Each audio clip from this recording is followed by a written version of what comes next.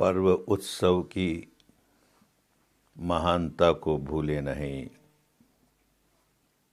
समाज में रहना है तो मिलजुल करके पर्व उत्सव मनाने ही चाहिए। एक दीपावली का उत्सव होता है। अमावस्या की रात है, कहीं प्रकाश का नामो निशान नहीं, काल अंधेरी रात चारों ओर, और हम दीपक जलाते हैं, दीपक की माला खड़ी करते हैं। दीप मालिका दीपावली कतार है, ये बताने के लिए कि कितना ही अंधकार क्यों न हो, हम मनुष्य हैं, हमको अंधकार पर विजय प्राप्त करनी है, प्रकाश को सामने लाना है। क्या अंधकार है? गरीबी एक बहुत बड़ा अंधकार है। जिस समाज में जितने अधिक गरीब हैं वो समाज उतना ही अंधकारमय है। जिस देश में जितने अधिक गरीब हैं वो देश उतना ही अंधकारमय है। प्रकाश जागे। लक्ष्मी प्रकाश के प्रतीक है। पुराने जमाने में उसे लक्ष्मी भी कहते थे, श्री भी कहते थे, श्री कहते थे। भरा पड़ा अपना साहित्य पुरातन। श्री वैभव, वैभव की देवी, वैभव जागे, गरीबी दूर हो, वैभव जागे, समृद्धि जागे। पर्व मनाने का यही महत्व है। लेकिन वैभव ऐसा नहीं जागे कि किसी थोड़े से लोगों की तिजोरी में बंद हो जाए। लक्ष्मी थोड़े से लोगों की तिजोरी में बंद हो जाएगी तो समाज में गरीबी फैलेगी। दरवाजा खुला रहे। बहती गंगा निर्मला, बहता पानी निर्मला। एक और हम श्रम से, परिश्रम से, ईमानदारी से धन कमाएं, देश का धन बढ़ाएं। एक और वो बंटे, लोगों तक जाए। थोड़े से लोगों तक सीमित नहीं। काम करने वाला ठीक है, उसे प्राप्त होगा, वैभव का जीवन जिए, लेकिन साथ साथ और लोगों के वैभव पर भी ध्यान हो। गरीबी दूर हो, गरीबी दूर हो। कर्म सिद्धांत को ख्याल करें। केवल ये दीपावली की रात को लक्ष्मी की तस्वीर के सामने दीपक जला करके, धूप दीप जला करके हम समझें कि अब लक्ष्मी माई बड़ी खुश हो जाएगी, हमारे घर में तो एकदम उजाला ही उजाला कर देगी, धन संपत्ति भर देगी। धन संपत्ति कर्म के बल पर आती है, ये नहीं भूलना चाहिए। कर्म, हमें जो वैभव मिल रहा है ऊपर ऊपर से यूँ लगता है कि हमको किसी की कृपा हो गई, किसी गुरु महाराज की कृपा हो गई, किसी देवी की कृपा हो गई, हमारे संप्रदाय के अमुक पूज्य की कृपा हो गई, इसलिए हमारे घर देखो धन की वर्षा हो गई। और वो लोग मानते ही नहीं, इसलिए देखो उनके यहाँ गरीबी आ गई। अरे पागलपन की बात है। अपने अनेक पुण्यों के प्रताप से घर में धन आता है, और पुण्यहीन है तो गरीबी आती है। तो पुण्य के बीज बोते जाएं, बोते जाएं। अपने आप धन ही आएगा। देने से धन आता है। जितना बांटेंगे उतना आता है। ऋतु बसंत याचक भया, और हरख दिया द्रुमपात, ताते नव पल्लव भया, और दिया दूर नहीं जात। हम देते हैं तो और बढ़ चढ़ करके वापस आता है। ये प्रकृति का नियम है। और जहां केवल संग्रह हो, केवल संग्रह हो, मैं औरों से कैसे 1 इंच ऊंचा हो जाऊं, मेरा बैंक बैलेंस कैसे सबसे ऊंचा रहे, पागलपन है। हम लक्ष्मी की अवमानना करते हैं, उसका सम्मान नहीं कर रहे। लक्ष्मी सब में आए तो लक्ष्मी का सम्मान है। कोई गरीब न रहे, धन आए और उसका समविभाग होता रहे, समविभाग होता रहे। धन आना चाहिए, विशेषकर गृहस्थ के लिए बहुत आवश्यक है, लेकिन उसका उपयोग होना चाहिए, सही उपयोग होना चाहिए। एक ऐतिहासिक घटना अपने देश की, अनाथ पिंडक नाम का धनपति, करोड़पति नहीं, अरबपति नहीं, खरबोपति, भारत में जगह जगह उसके व्यापार के केंद्र, शाखाएं, भारत के बाहर अड़ोस पड़ोस के देशों में जगह जगह उसका व्यापार फैला हुआ। इतना धन आता है, लेकिन खुले हाथों से बांटता भी है। जहां जहां उसके बिजनेस की ब्रांच है, वहां पर यह नियम बना रखा उसने, एक आदमी भूखा न सो जाए, सबको भोजन मिले, जो भूखे हैं उनको भोजन मिले। तो मेरे पास धन आना सार्थक हुआ, तो इसलिए अनाथ पिंडक कहलाया। वही व्यक्ति भगवान के संपर्क में आया और उसे अनमोल धन मिल गया, मुक्ति का धन मिल गया, भीतर की ऐसी शीतल शांति, सारे दुखों को हर लेने वाली। अब तो यूं होता है कि ये सबको मिले, ये सबको मिले। तो भगवान को कहता है कि हमारे यहाँ आकर के, श्रावस्ती में आकर के विहार बनाइए। राजगिरी में उनसे मिला है, श्रावस्ती में उनको निमंत्रण देता है। भगवान आते हैं, उनके लिए जो विहार बनाता है उसकी कीमत असरफियों से धरती को भर देता है, ढक देता है। 18 करोड़ के कीमत की असरफियां, और फिर उन पर 18 करोड़ रुपए का निर्माण, और फिर 18 करोड़ की देखभाल के लिए अलग धन रखा। अरे इतना बड़ा दान क्यों? यहां लोग तपेंगे। भगवान के साथ जो 10,000 भिक्षुआ, वही नहीं, वो तो तपेंगे ही। अरे श्रावस्ती उन दिनों के भारत के सबसे अधिक जनसंख्या वाली नगरी, इतने लोग, इतना व्यापार धंधा, लोग इतने व्यस्त रहते हैं, इतना तनाव है, और इतने दुर्गुणों से भरे रहते हैं, दुर्गुणों से भरे रहते हैं। उनको यह कल्याणी विद्या मिल जाएगी, बड़ा कल्याण होगा। और मिली कल्याणी विद्या। जितनी बड़ी आबादी थी उसकी, बहुत बड़ी आबादी थी उस नगर की, उसका 2/3 हिस्सा श्रोतापन्न हो गया। उसके पुण्य का क्या ठिकाना, कितना बड़ा पुण्य प्राप्त किया, अपने धन का कितना बड़ा उपयोग किया। एक परिस्थिति ऐसी आई, उतार चढ़ाव आते हैं, किसी भी अपने ऐसे बुरे कर्म संस्कार की वजह से घर का सारा धन समाप्त हो गया, गरीब हो गया।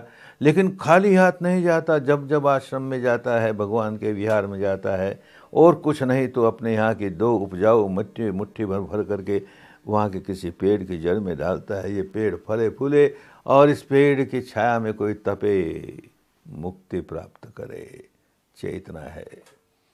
भगवान ने उसे अग्र की उपाधि दी। जैसे अनेक अन्य को, गृहस्थों को, भिक्षुओं को अलग और गृहस्थों को अग्र की उपाधि दी। उन्होंने अपने अग्र धर्म का पालन किया, अग्रपाल कहलाए। और उनके वंशजों ने भी इसी प्रकार दान देने की प्रवृत्ति, क्योंकि दान देने में उनको अग्र की उपाधि मिली है, इस उपाधि को कायम रखना है। सदियों बाद सातवाहन राजा के राज्य में एक युवती, बहुत गरीब, कितनी भी गरीब हो, भीख नहीं मांगेगी, मेहनत करेगी, तो सड़क पर पत्थर तोड़ती है ताकि उससे पत्थर से सड़क बने। पत्थर तोड़ने का काम करती है। इतना थोड़ा सा वेतन मिलता है, मजदूरी मिलती है, अपना पेट भी पूरा न भरा जाए। लेकिन उसे याद आता है, मैं अग्रवंश की बेटी हूँ, अग्रवंश की बेटी हूँ, बिना दान दिए नहीं खाऊंगी। तो आधा हिस्सा दान करती है, आधा खाती है, बात फैलती है, राजा तक जाती है। राजा को आश्चर्य होता है, इतनी गरीब और तिस पर भी आधी कमाई बांटती है, इतनी छोटी सी कमाई। राजा बुलाता है, मिलता है, और उसका तेज देख करके, उसका धर्म देख करके इतना प्रभावित होता है, उसे राज महिषी बनाता है, रानी बनाता है। इतिहास की घटना है। दिया दूर नहीं जात, अपने आप उसका फल भी आता है। तो ये जो दीपोत्सव का त्योहार है, वो केवल धन संग्रह करने का नहीं, साथ साथ बंटने का भी हो, बंटने का भी हो। और ये जो दीप जला रहे हैं बाहर, ठीक है, अच्छी बात है, मन प्रसन्न होता है, उल्लास से भरता है। हम अंधकार को दूर करते हैं, भीतर के अंधकार को दूर करना है। तमसो माँ ज्योतिर्गमय, तमसो माँ ज्योतिर्गमय, माने किसी से प्रार्थना करते हैं कि हमको अंधकार से प्रकाश की ओर ले जाओ। अरे अंधकार से प्रकाश की ओर तुम्हें खुद जाना है ना। भीतर का प्रकाश जागे, अंधकार दूर होगा बाहर का। भीतर का प्रकाश जागे तो बाहर दुनिया में प्रकाश ही प्रकाश, प्रकाश ही प्रकाश दिखाई देगा।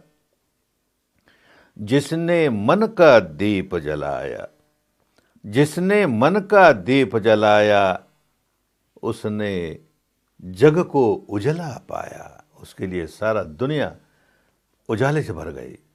अंदर का दीप जलना चाहिए। अंदर का दीप जलने के लिए हमको धर्म समझना चाहिए, और किस तरह से हम भीतर अंदर का दीप जला करके आगे के लिए भी हम प्रकाशवान बने। दुनिया में 4 तरह के लोग होते हैं। भगवान ने कहा 4 तरह के लोग होते हैं। एक तो ऐसे हैं जो अंधकार से अंधकार की ओर भागे जा रहे हैं। दूसरे ऐसे हैं जो प्रकाश से अंधकार की ओर भागे जा रहे हैं। तीसरे ऐसे हैं जो प्रकाश से प्रकाश की ओर भागे जा रहे हैं। चौथे ऐसे हैं जो अंधकार से प्रकाश की ओर भागे जा रहे हैं। अंधकार से अंधकार की ओर जाने वाला, प्रकाश से अंधकार की ओर जाने वाला अनाड़ी है, मूर्ख है, अनादि है। और प्रकाश की ओर जाने वाला, प्रकाश से प्रकाश की ओर जाए या अंधेरे से प्रकाश की ओर जाए, आर्य हो रहा है, अनाड़ीपना दूर हो रहा है। समझे ये बात किस प्रकार कही गई, किस उद्देश्य से कही गई। अंधकार से अंधकार की ओर जाने वाला, अपने किसी पूर्व कर्मों की वजह से इस समय जीवन में दुख ही दुख, दुख ही दुख, असफलता ही असफलता, पराजय ही पराजय, बड़ा व्याकुल, बड़ा आकुल। लेकिन आगे के लिए भी व्याकुलता ही पैदा कर रहा है। ऐसी अवस्था में नहीं समझता कि मेरे पूर्व कर्म कोई ऐसे थे जिसकी वजह से मुझे ऐसे दिन देखने पड़े। दूसरे पर दोष देता, इसकी वजह से हुआ, इसकी वजह से मैं गरीब हुआ, इसकी वजह से मैं दुखी हुआ। क्रोध जगाता है, द्वेष जगाता है, तो आज तो व्याकुल है ही, आज तो जीवन में अंधकार है ही, आगे के लिए भी अंधकार ही अंधकार, अंधकार से अंधकार की ओर। और दूसरे श्रेणी का व्यक्ति प्रकाश है, बहुत धन है, दौलत है, ऐश्वर्य है, इज्जत है, पद है, प्रतिष्ठा है, मान है, सम्मान है, पुराने कर्मों की वजह से है। और आज क्या कर रहा है, इतना गर्व जगाता है, मेरी बुद्धिमानी से मैं इस अवस्था पर पहुंचा, मेरी समझदारी से मैं इस अवस्था पर पहुंचा। ये मूर्ख लोग हैं, काम करना नहीं जानते, इनमें बुद्धि नहीं है, इसलिए ये धनवान नहीं है, गरीब रहेंगे। और उनको दुत्कारता है, उनसे घृणा करता। आज तो भाई प्रकाश है तेरे पास, पूर्व कर्मों का प्रकाश है, आगे के लिए क्या कर रहा है, अंधकार पैदा कर रहा है। इस समय जो बीज बो रहा है उनका फल अंधकार लिए हुए आएगा। तीसरा व्यक्ति अंधकार से प्रकाश की ओर जा रहा है। अंधकार तो है, समझता है कि मेरे पूर्व कर्मों की वजह से है, किसी को दोष नहीं देता, इस आदमी की वजह से, उस आदमी की वजह से है, ये जिम्मेदार है, वो मैं जिम्मेदार हूँ। बीता सो बीत गया, मैंने जो भी दुष्कर्म किए सो किए, उनका फल आया। अब मैं सजग हूँ, एक भी दुष्कर्म नहीं। जो करेगा अच्छा ही करेगा, जो करेगा अच्छा ही करेगा। कोई भी बुराई का बीज बोएगा नहीं, तो आगे के लिए प्रकाश ही प्रकाश। और चौथा, प्रकाश के प्रकाश की ओर। धन है, दौलत है, यश है, प्रतिष्ठा है, सब कुछ है, लेकिन साथ साथ प्रज्ञा भी है, होश है। मेरे पूर्व कर्मों की वजह से ये है और भविष्य में भी ये कायम रहे, इसलिए मुझे अब भी शुभ कर्म करने हैं। जो कुछ प्राप्त हुआ है उसे तिजोरी में बंद करके न रख दूं, बांटूं, और लोगों को भी का भी भला हो, औरों का भी मंगल हो। ये भाव मन में जागता है तो समझो कि वो इस समय भी प्रकाश में है और भविष्य में भी प्रकाश की ओर जाएगा। वैसे अपने यहाँ कई कहानियाँ चलती है। एक लोक कथा, विनोद के भाव से समझें, एक विनोद कथा। लक्ष्मी का पूजन हो रहा है और लक्ष्मी आई घर में। लक्ष्मी आई तो घर का मालिक कहता है, तो जरा रुक, तेरी अच्छी तरह से पूजा अभी नहीं कर पाऊंगा क्योंकि अभी मैं नहाया नहीं। मैं गंगा में जाके नहा कर आता हूँ, उसके बाद तेरी पूजा करूंगा, तब तक तो रुकना। उसने कहा ठीक है रुकूंगी, तो नहा कर आ जा, मैं तब तक रुकती हूँ। वो ऐसा नहाने गया कि वापस आया नहीं। ये रुकी रहेगी ना तो पानी में डूब गया। मेरी पीढ़ियों तक इस लक्ष्मी को यहीं रहना पड़ेगा, क्योंकि इसने प्रतिज्ञा की है कि मैं रहूंगी जब तक तू नहीं आएगा। विनोद की बात है, विनोद की बात है। समझ की बात ये है कि हमें ऐसा करना चाहिए, प्रकाश बना रहे। अब भी प्रकाश है, भविष्य में भी प्रकाश हो। ऐसा प्रकाश, अंतर का प्रकाश। भगवान बुद्ध के भीतर प्रकाश जागा तो क्या जागा? पुब्बे अननुसुतेषु धम्मेषु, ऐसा धर्म जिसका कभी श्रवण भी नहीं किया था। तब तक तो धर्म, इस कर्मकांड को धर्म माना, उस तीज त्योहार को धर्म मान लिया, इस वेशभूषा को धर्म मान लिया, इस दार्शनिक मान्यता को धर्म, यही धर्म समझता था। अब समझ में आया धर्म क्या होता है। ये जो रित है, ये जो निसर्ग के नियम है, ये धर्म है। अब समझ में आया, और समझ में आते आते आते आते अंदर उजाला, अंदर के विकार दूर होने लगे। तो पुब्बे अननुसुतेषु धम्मेषु चक्षुं उत्पादि, आंखें खुली। ज्ञानं उत्पादि, ज्ञान जागा। पඤ्ञा उत्पादि, प्रज्ञा जागी। विद्या उत्पादि, अविद्या का अंधकार दूर हुआ, विद्या जागी। आलोको उत्पादि, आलोक जागा। अरे वो भीतर का आलोक जागे, कितना मंगल हो। उस भीतर के आलोक को जगाने के लिए परिश्रम करना पड़ता है, पुरुषार्थ करना पड़ता है, मेहनत करनी पड़ती है। किसी की कृपा से नहीं होता। इस भ्रम से दूर रहो। कृपा करने वाला अगर कृपा करके, मुझ पर दया करके मेरे भीतर प्रकाश जगाता है तो औरों को क्यों नहीं जगाता भाई? उसके पास करुणा की क्या कमी है? या तो कारुणिक नहीं है और या सामर्थ्यवान नहीं है। दोनों एक साथ नहीं हो सकता। अरे भूलो, निंदा की बात नहीं, अपनी बात समझो, जिम्मेदारी की बात समझो, उत्तरदायित्व की बात समझो। मेरी जिम्मेदारी है, भीतर प्रकाश मुझे जमाना है। प्रकाश का ये पर्व मनाते हुए एक बात और ख्याल रखनी है कि एक और पागलपन, उत्साह हो, उल्लास हो, पर्व हो, त्योहार हो, कोई बुरी बात नहीं है, लेकिन ये जो प्रदूषण, आवाज का प्रदूषण, ये पटाखे, लोगों की नींद हराम, बच्चों में घबराहट, पशु पक्षियों में घबराहट, ये क्या होने लगा? अरे क्या करने लगे? ऐसा धुआंधार, सो प्रदूषण, वायुमंडल में प्रदूषण ही प्रदूषण। अरे त्योहार मना रहे हो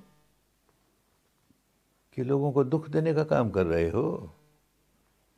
होश कायम रहे। त्योहार वही त्योहार जिसमें सबके जीवन में प्रसन्नता जागे, मंगल जागे, कल्याण जागे, और वो नहीं होता तो उस गलती को दूर करें। मंगल ही मंगल हो। कल्याण ही कल्याण हो। स्वस्थ ही स्वस्थ हो।